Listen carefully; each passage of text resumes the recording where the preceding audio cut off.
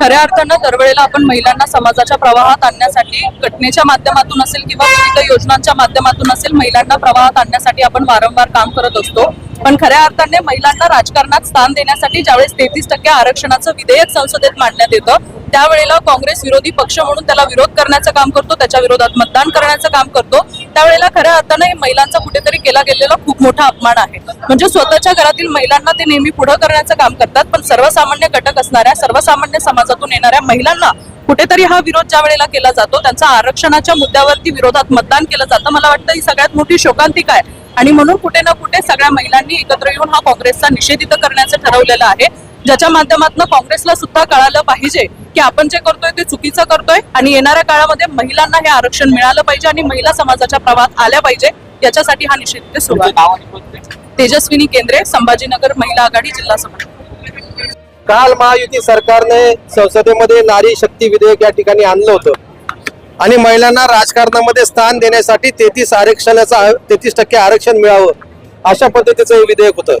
परंतु या विधेयकाला महाविकास आघाडी, त्याला आपण म्हणता येईल काँग्रेसचे जे सगळे सहकारी पक्ष, त्यांनी विरोध केला आणि हे विधेयक पारित होऊ शकलं नाही।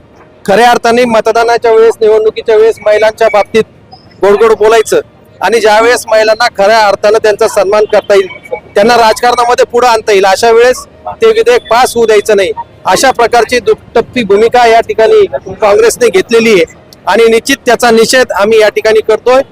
महिलांच्या सन्मानमध्ये शिवसेना या ठिकाणी मैदानात उतरलेली आहे आणि पूर्ण राज्यामध्ये काँग्रेसच्या विरोधात आंदोलन हे शिवसेनेने या ठिकाणी केलेलं आहे। खऱ्या अर्थानं हा कोणाचा नाही, तर हा खऱ्या अर्थानं या देशातल्या सर्व महिलांचा अपमान या ठिकाणी काँग्रेस सरकारने केलेला आहे, काँग्रेसने केलेला आहे आणि निश्चितच त्याचे परिणाम त्यांना या ठिकाणी निवडणुकीत भोगावे लागतील।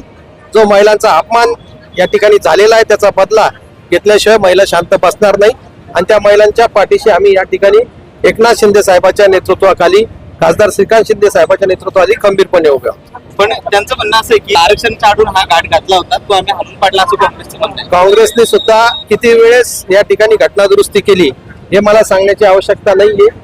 ज्या वेळेस खऱ्या अर्थानं महिलांसाठी राजकारणामध्ये जागा निर्माण करून द्यायच्या असत्या, त्यावेळेस त्या काही एखाद्या विशिष्ट धर्मासाठी नव्हत्या, त्याच्यामध्ये प्रत्येक धर्मातल्या, प्रत्येक समाजातल्या महिलांना स्थान मिळणार होतं आणि अशा वेळेस महिलांच्या फायद्यासाठी असणारं हे विधेयक त्यांनी पारित करून द्यायला पाहिजे होतं। राजेंद्र जंजाळ, शिवसेना जिल्हा प्रमुख, छत्रपती संभाजीनगर।